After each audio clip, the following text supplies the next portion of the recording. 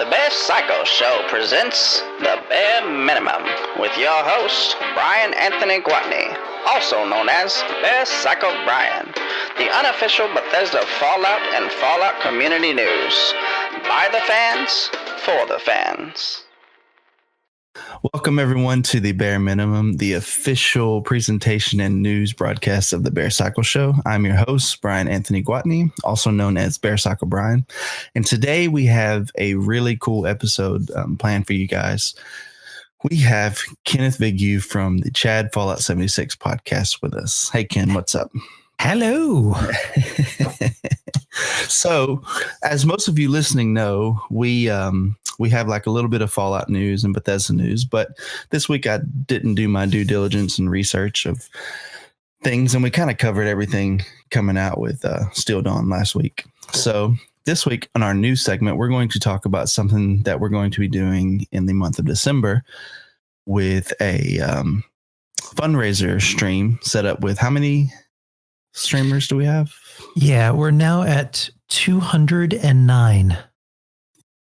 Yeah, that's awesome. Because I think last week, literally a week ago, I said it was like 136. So it's jumped immensely. Man, that's awesome. That is so cool. Yeah, I mean, I only announced this last week. So that's, yeah. Yeah, that's really cool. I mean, that's one of the reasons I love this community is how quick people are to respond. Oh, like yeah. So it's called Fallout for Hope, and we're raising money for St. Jude's. So I know that it kind of got inspired from what we did with the QuakeCon stream team stuff. And so go into a little bit of detail, just kind of share with us, you know, what's up, what we're going to be doing, what we're going to be seeing, different things like that. So, yeah, it actually goes back a little further than that. Earlier this year in the spring, anyone in the community who have heard of Doc C.J. Martin, he was one of the very first really well-known role players, if not the first role player, period, in Fallout 76 from day one that started up his own clinic. And he'd show up at Queen fights with his stim packs and his waters, and he'd just role play as a wasteland doctor. He became really well known, particularly on PS4, for just being this role playing wasteland doctor. He hung out with a lot of the groups. Everybody really knew him. His home caught fire one night, and to get his family out, they had to go under. It was like this plastic awning in their trailer, and as he's getting his family out, the awning was on fire. So he had hot liquid plastic coming down on him. He got seriously burned and suffered a lot of smoke inhalation. So he was rushed to the hospital in critical condition. And on top of dealing with all of that, you know, their home was destroyed. So originally we were just going to send him a card or something or flowers. But on a lark, I figured we'd put together a GoFundMe. It ended up going global once it hit the press, and it really took off. I mean, we had donations pouring in from Japan. We had donations from Bethesda employees from throughout the community, from so many different countries, and ended up raising. We smashed what I was trying to raise, and we raised over $11,000 for him. Yeah, that's amazing. In a week. Yeah, that's really amazing. like $11,000 from people who didn't know him from a hole in the wall. But I mean, that movement and the ability to make that kind of change collectively as a group. I've been thinking about that for a while and how we can turn that kind of energy. The Fallout community is one of the most unique communities I've ever been in. Yeah, I agree. That everybody really knows each other to some degree or has heard of each other. We all stick really close together. We're really well connected in that way. The community, for as big as it is, also feels very small. And there's a real family dynamic, particularly even in our group. in a lot of the other groups that you see, people really care for each other. There's a lot of friendships. There's people get married and game and everything else. Yeah. Which is just really, I've never seen anything like it. And I've been thinking a lot about how we could take that further. For QuakeCon, we did a charity fundraising project for the Trevor Project. Yeah. And there is a decent amount for that. It wasn't what I thought it would be or was hoping it would be. Yeah. But I really wanted lightning to strike twice this year. And I think this year has been a historic hellstorm of just negativity and awfulness and death and fear. Fear of what we see on TV, fear of our neighbors, fear of going to the grocery store. It's just a lot of fear and uncertainty that impacts people's mental health.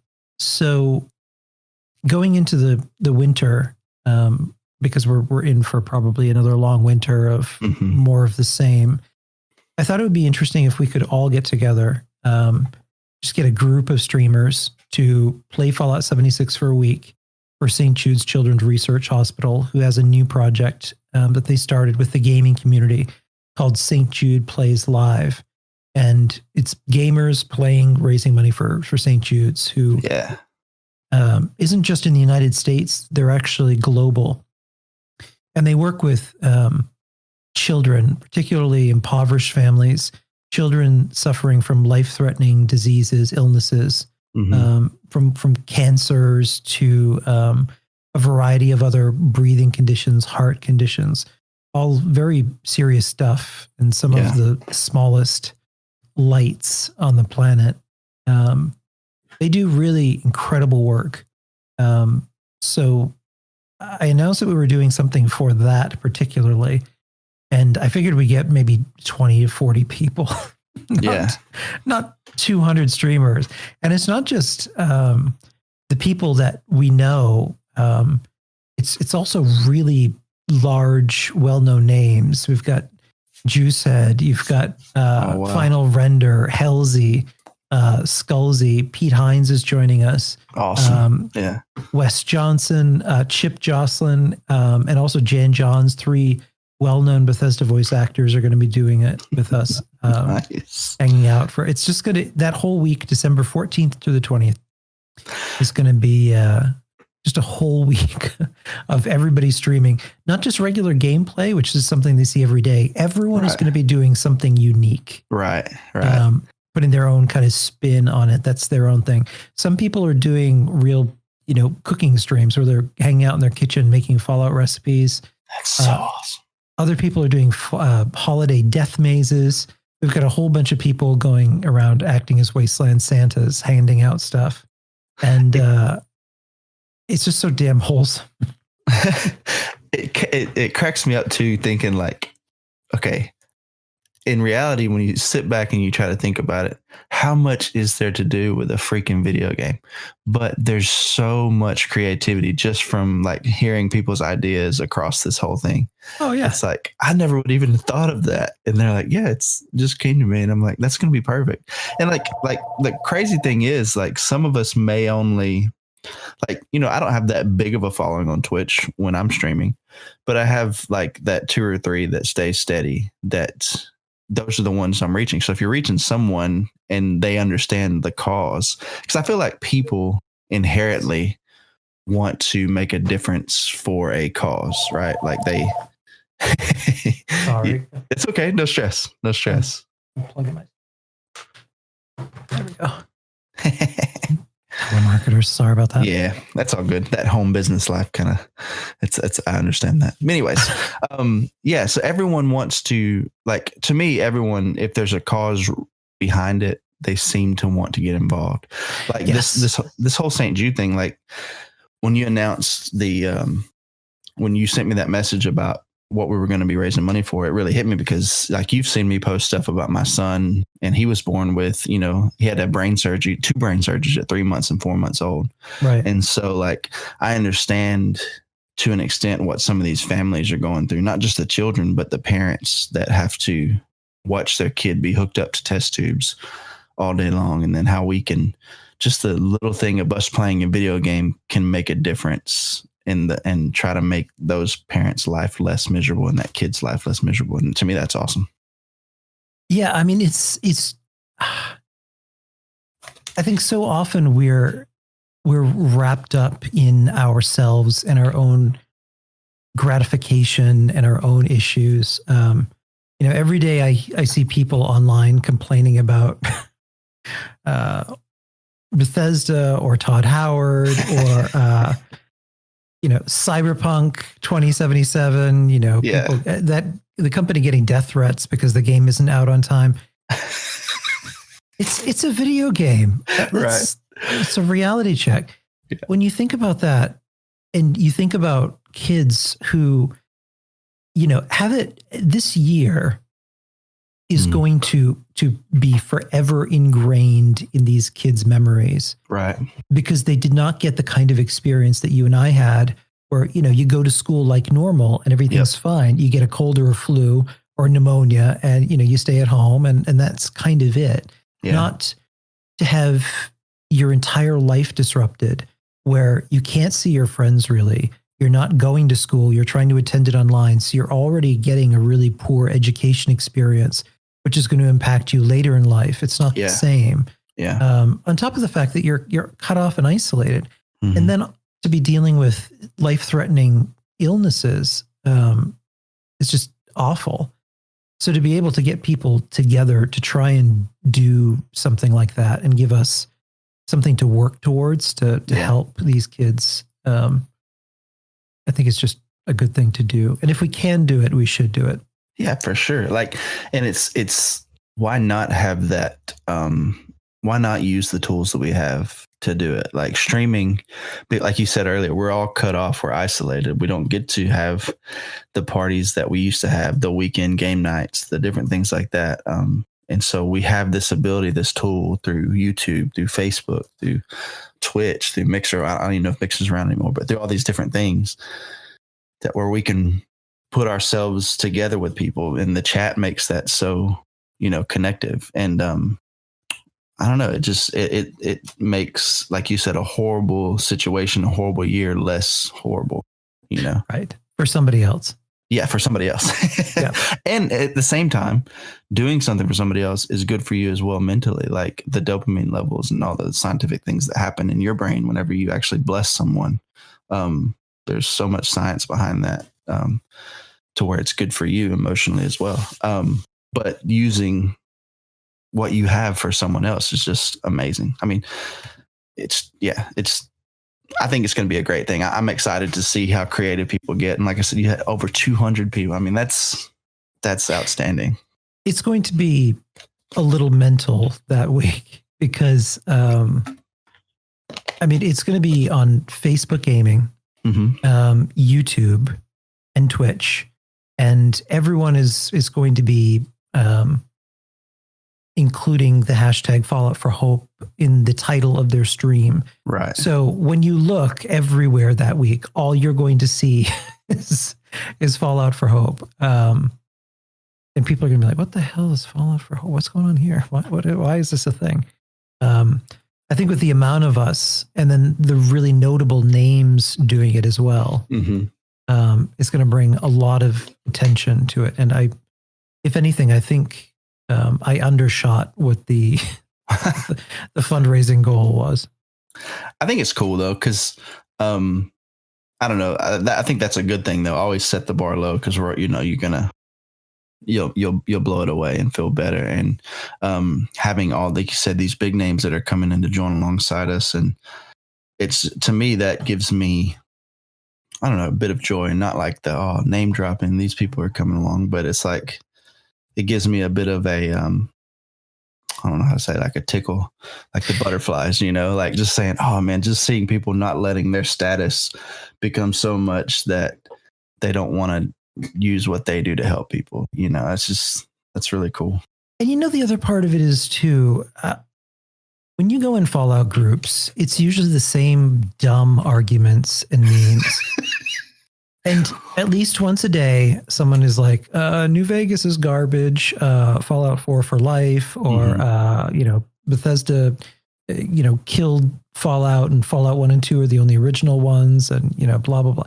So in the long run, that is so insignificant in comparison to everything that's going on in the world right now. Yeah. So being able to get all of us together as one big Fallout family and just stream whatever game you want, whatever Fallout game is your favorite Fallout game, whatever experience you like showing to your audience, do that. And then in doing so, we're doing this together as one massive family, one voice, one cause, in 1 week. I think it's just going to be something really special. It is. I think it's going to be amazing. And I'm setting my hopes high. Go ahead. Sorry, I didn't mean to cut you off. Oh no, I am too, because the community has never gotten together like this before, ever. Right. The next closest thing really is QuakeCon, where they have LAN parties and stuff like that. And we had QuakeCon at home this year, but it hasn't really been Fallout centric. Right. It's people creating experiences in Fallout games and taking an audience with them on that journey, showing off wacky things, or, we've got Kev DeWitt, who's probably going to mod Fallout 4 into some post-apocalyptic holiday nightmare. With just Thomas the Tank Engine chasing him around, and he's shooting candy canes and yelling, and that's going to be hilarious. But yes, people are creating their own unique experience out of the game, like one big sandbox. It's going to be very entertaining to watch. And I do like that everyone's not just sticking with 76 or, the new, some of them are going back to 1 and 2. That's what I'm going to do. It's Awesome. going to make for some interesting viewing, because I think I'm going to hate the first few games because I started with 3. And oftentimes if you start with a game, particularly games have evolved so much. Mm-hmm. It's hard going backwards. And even when I was younger, I hated isometric gameplay. I hated it. Yeah. So between the combat system, which I've heard nightmares about with Fallout 1 and 2, and isometric, I think it's going to be interesting. But I'm going to work my way up. I'm even going to play the Brotherhood of Steel game. Tactics, yes. Yeah, which awesome. It's going to be a hot mess. But that'll be the fun in the stream too, just seeing you get aggravated and ready to pull your hair out too. Yeah, I'm going to be drinking a lot of port that evening and probably cussing at the game mechanics. That's funny. That is so funny. It's funny. I was thinking about something as you're talking. QuakeCon, as I think about it now too, QuakeCon's really not even, I know it's like Bethesda centered and things like that, but it's not even really like Fallout centered. It's Quake, like the Quake game. And so we kind of took over QuakeCon. Fallout did this year with the QuakeCon at home. There was so much Fallout stuff. There was. That in Doom really dominated, but QuakeCon has really evolved into really being an unofficial Bethesda con.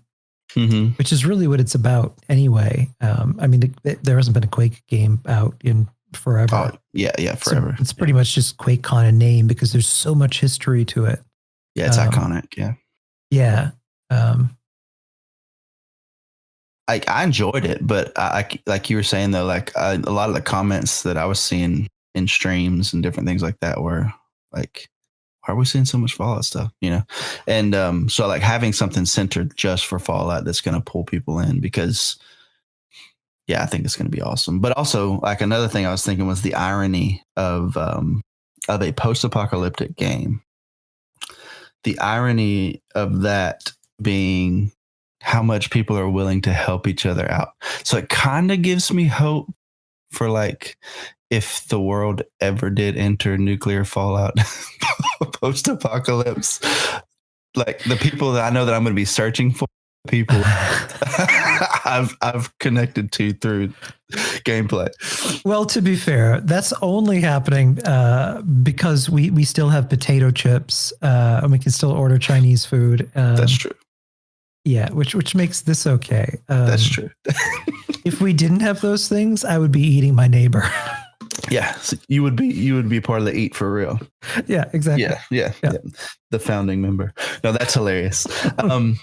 But it is. It's to me. I didn't see the community going where it went when the game released. Because I'll be honest, when I first exited Vault 76 and when beta came out, and I loved it because it was Fallout. That's the main reason I loved it, because that's my favorite game of all time. But I was lonely for, I'd say, a good 8 months. Playing. It was not a traditional Fallout experience in any shape or form. And I think I mentally prepared myself for that. Yeah. Going into it. So I knew in order to make this work, because I'd never played an online game before, I was going to have to step outside my comfort zone and randomly approach someone and either get shanked or get a hello. I mean, the majority of the time it ended well, which I guess is something. Yeah. Yeah. I agree. Cause I mean, I talked about that a couple of weeks ago on the show. Like I remember leaving the vault and being alone for a little bit, but there were days where I would encounter people who were like, "Hey, you're doing this quest. Let me help you," And so it's like, okay, cool. And so they would help me until I completed that quest line. Then they would just bounce. But it was awesome to have that connection. And so that's when I really started noticing like people wanting to build that connection within the game. And, and then Fallout first came out.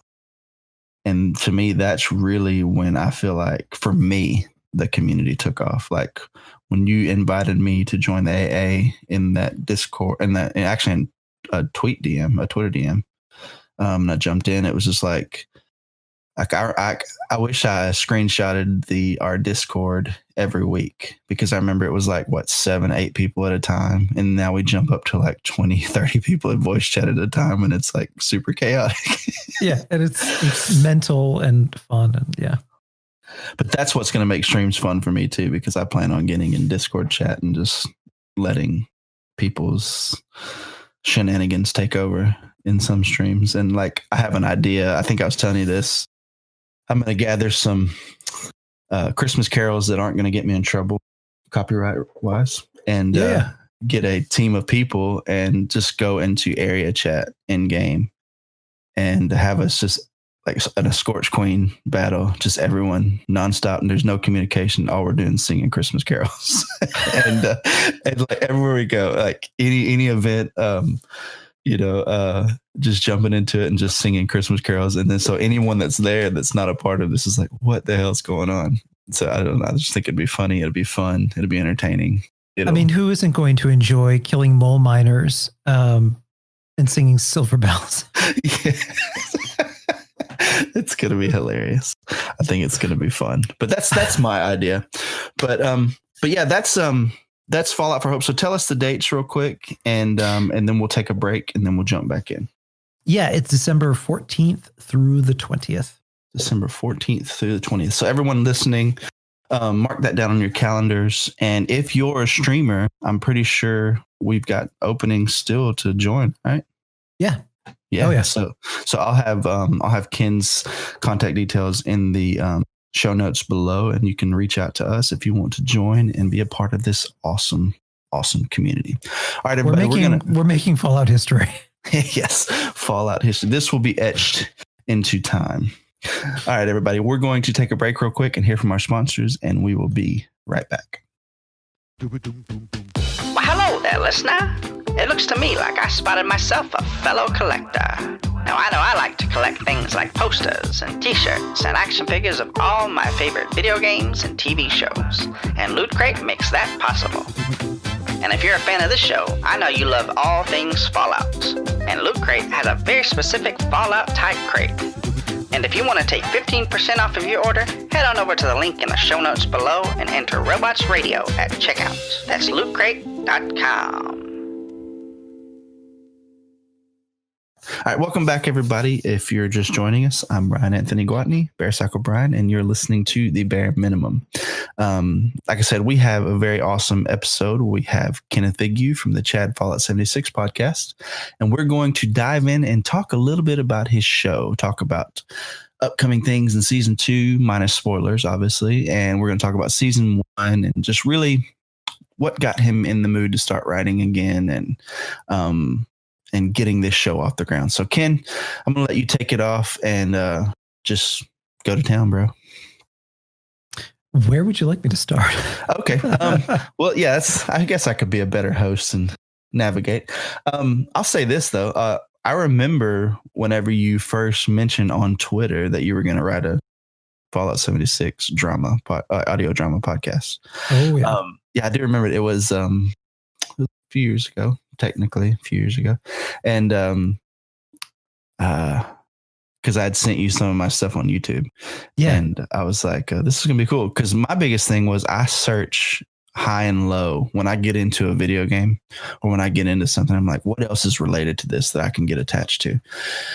And I would search. I was like, oh, podcasts are fun. So like I'd listen to audio drama podcasts all the time because I love radio theater. And then I was like, well, maybe there's like some Fallout stuff. And then there never was. It was always like the Lorecast or Vault Boys and different stuff like that. But it never was anything that I was looking for, to tickle my fancy with the radio theater stuff. And then you posted that. I was like, yes. And I remember the first episode came out and Simon's like super annoyed with Chad waking him up in the middle of the night.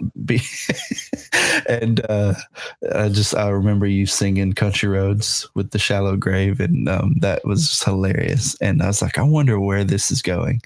So let's talk a little bit about that. Like I know that you kind of like the game itself got you into sparking your creative juices and starting to write some journal entries from your character and stuff, or like some ideas. And so let's talk about what really inspired Chad, the Fallout 76 podcast. Ooh, well, if we're going chronologically, when I was 12 years old, my grandmother used to take me to the library every weekend, and it was this old Victorian library in the town I grew up, Newburyport. It's a New England seaport. And the library of itself was this big old Federalist mansion, the kind of library that libraries should be, where, there's old dusty fixtures and everything is leather and polished cherry with wainscoting and the whole 9 yards. And the upstairs was the adult section. And I got brave one day while she was in the periodicals reading the newspaper. And I wandered up these massive stairs. The second floor was almost like an amphitheater. It was a large open space. And then there was 3 stories above that, completely open, with library stacks along the walls. All wooden bookcases and wrought iron balustrades with spiral staircases. So I wandered up into the farthest corner I could possibly find, and it was this old, long forgotten room that had just floor to ceiling with old vinyl records. Oh, and nice! I started flipping through them and found this really terrifying looking one. It had a black and white cover with a skull on it. And it said "Lights Out, Murder Castle." And I checked it out, brought it home, and popped it on the record player and started playing it, and immediately fell in love with old time radio. That particular story was written by Arch Obler, who was one of the greatest playwrights of the 20th century, that was extremely well known in his day, that has been largely forgotten, who gave us so many tropes that are used in modern horror that most people aren't even aware of. Yeah.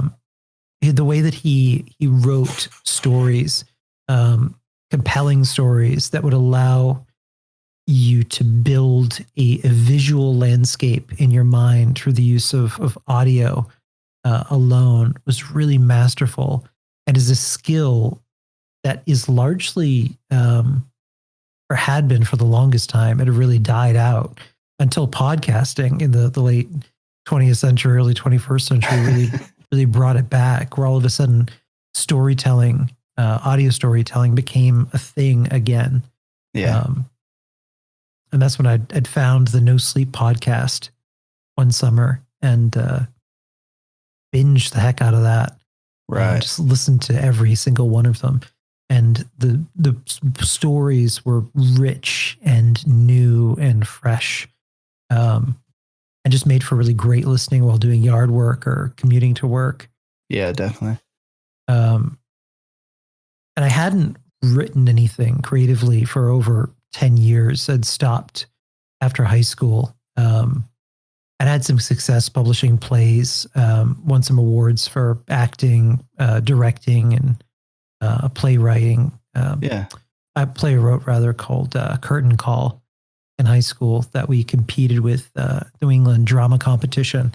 That's and awesome. won all the awards with. But yeah, after that, you got to pay bills, and it really wasn't going anywhere. So I just got frustrated and gave up. Until 76, when one evening after many drinks, we were in the Morgantown High School going through. And as we were killing, we started reminiscing about high school. And we realized that we all had a common experience from high school with someone that we knew named Chad. Every one of us had encountered a Chad. And all of the stories were very similar. Yeah. There's always some truth to stereotypes, and in particularly with that one. And when I started to think about it, I thought, well, the experience of the vault is like a glorified high school. You have kids growing up inside it. Yeah. They have to take their goats, study, graduate, and all of that. Unlike regular high school where, you graduate, and for the most part, you don't really see those people again. So if there's some moron that you can't stand, you can easily avoid them for the rest of your life, and until you find Facebook or go to a reunion. But what if there are only so many of you in a confined space, and you keep running into each other? You're never quite rid of this person. It's like the next door neighbor that you hate, but you have to put up with because there's no alternative. You're right. Unless you're in a post-apocalyptic world where... And you can eat them. Right, where you can eat him or just shoot him right in the head with both barrels. Right. And then just bury him in the backyard. In a world where law and order is suspended and survival dominates, and you're allowed to exercise as little or as much, murder and mayhem as you want, it would make for an interesting dynamic to pit these two against each other. And it starts with those two shotgun blasts. That starts Simon on his journey, battling Chad in a very, very long game, playing between light and dark, in which, in a survival situation, heroes aren't what you think they are. Right. In any shape or form. Yeah, definitely. I purposely wrote the show in such a way that Chad starts off exactly what you think he is. And very gradually, Susie, who's introduced, who's the 12-year-old little ghoul, she becomes kind of his adopted daughter. Right. She looks at him very much as a father figure, and their relationship evolved over last season. Yeah. Season 1. And through her, in the same way, kind of a great parallel is really The Mandalorian, where, here you have someone who basically is a contract killer. Yep. Who runs around the universe with Baby Yoda. And because he demonstrates himself to be so paternal, and obviously cares deeply for this child, you can't help but like him. Yeah. Even though on the surface, through our traditional way of identifying what is good and what is evil, he would be very much evil. It's not quite that simple. It becomes complicated. Yeah. And a conflict is created. It becomes clear over the season that Chad is, in fact, the protagonist. Right. And Simon, this whole time, is a very unreliable narrator. He's a false protagonist. Right. Cool, because you're getting, like, essentially from the beginning, you're getting Simon one point of view, like single point of view from his journal entries. Right. But then as you introduce the other characters and the other scenes in, it really opens up to, oh, okay. And like the cool thing I noticed too was, like I noticed when listening, that Chad is so focused on himself and surviving himself, and taking care of what's around him. Right. And you see that the way he thinks and his, like, I'm going deeper into the way my imagination works, obviously, when I listen to him. But like he's focused on Susie and Patsy and Moose to an extent, but mostly him and Susie and how they're gonna fix their life surviving. And you listen to Simon, who still to me is a good character, because like whenever the Eat episode, like when I thought he was dead, I was super devo. But you see Simon's more obsessed with other people than he is with himself. Do you know what I'm saying? Right. Because he doesn't want to look in the mirror. Mm. The worst kind of people are people who shroud themselves in virtue, but are anything but virtuous, where they look through the world or look at the world through a very narrow perspective. They have horse blinders on. Right. They look straight ahead. They look out. They judge. They're never satisfied. They serve that judgment onto others simply because they themselves cannot look in the mirror and look at themselves at all. They're afraid of what they see. There's a great scene in which that plays out perfectly in the opening episode that we had for season 2, just last month, where Simon is in the Hall of Mirrors in our Ray Bradbury send-up of Something Wicked This Way Comes. Right. And he is quite literally shown himself. Yeah. He comes face to face with everything that he hates about himself and refuses to acknowledge. My son is the joy of unscripted podcast. My son's trying to talk to me. Okay, bud, we'll close the back door, okay? There's a bug in our house, people. Oh no. Yeah, it's like a moth, I think, attracted to the lights. But anyways, yes, I love that. So I don't want to get too much into episode 1 of season 2, because I don't know how many people have actually listened to it all the way through. I know you, but it's amazing if you haven't listened to it. Oh my gosh. And I've seen like a few different takes on Something Wicked This Way Comes. Like there's the Rick and Morty one. I don't know if you saw that one. Yeah, that one was awesome. It's so freaking funny. But this one really, how can I say this? In our Writers Campfire Guild, probably 2 months ago, there were a few people reading, and they were reading off more serious types of radio dramas that they want to do. Right. And you said something about, that makes me want to be a bit more serious. I think you tackled that perfectly. You still kept the humor and the comedy that is what Chad is known for, like the show is known for. But I think you leveled it out with a I think Mr. Dark did that as well, but but you leveled it out to a serious note where I think people were able to see that serious side of things. I think you started to tread that way at the end of season 1 with the battle at your version of Wavy Willards between Simon and the Yes, very much so. Yeah. And I think this really, I don't know, it gave us both, it gave the listener both sides of your writing style. And it was awesome. Like, to me, it was one of the best versions of Something Wicked apart from the actual book.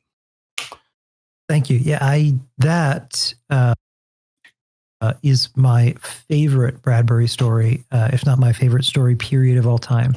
And in tone and meaning, it fits perfectly with what the story of our show is. Yeah.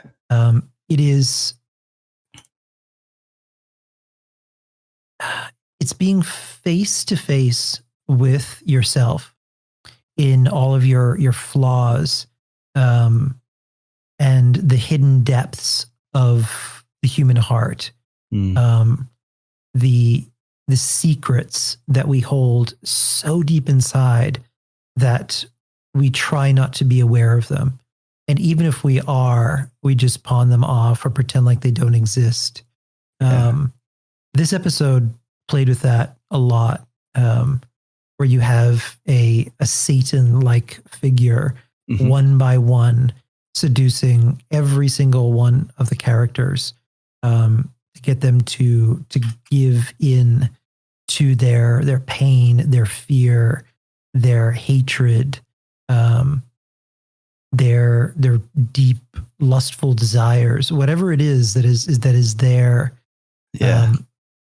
original sin that they've wrapped themselves in over the course of their adventures, becomes their very downfall.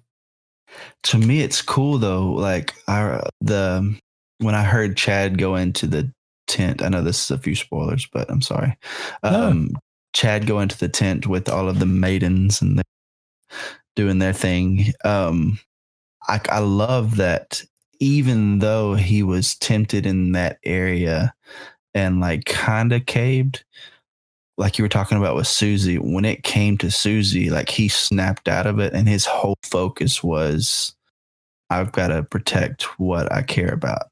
And like that to me really, like this episode really showed me the switch. Like I said, the end of the last season, the bedtime story, I was like, okay, I'm starting to really like Chad.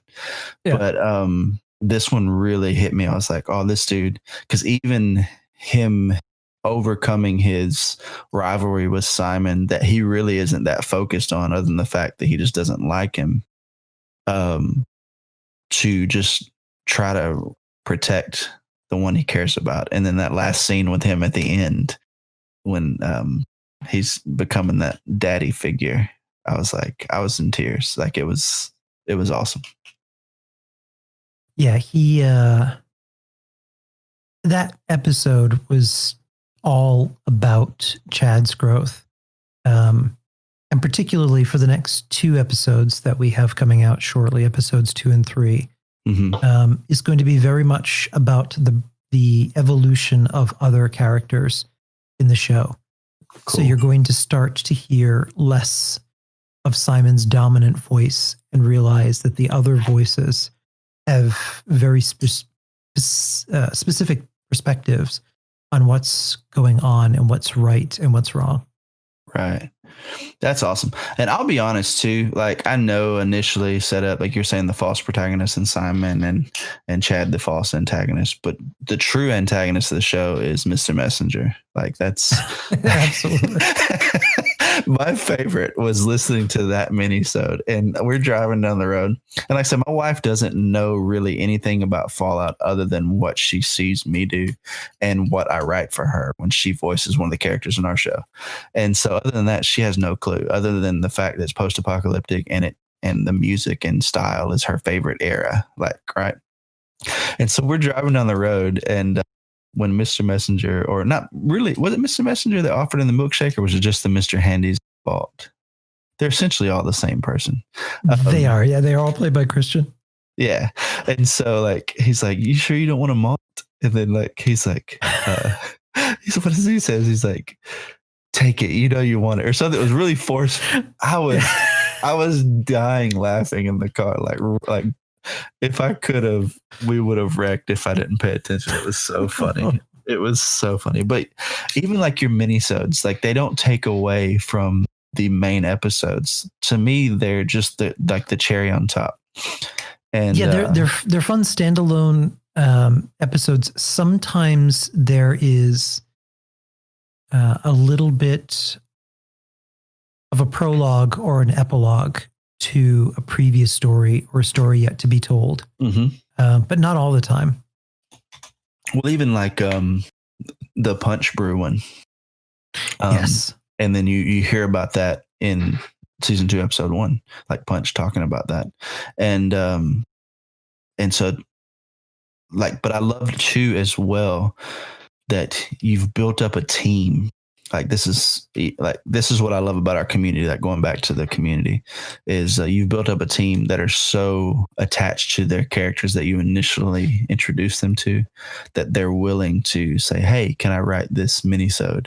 And you give them that freedom. And then the minisodes just fit perfect. Like the tea party with Punch and Susie, that was gold. That was amazing.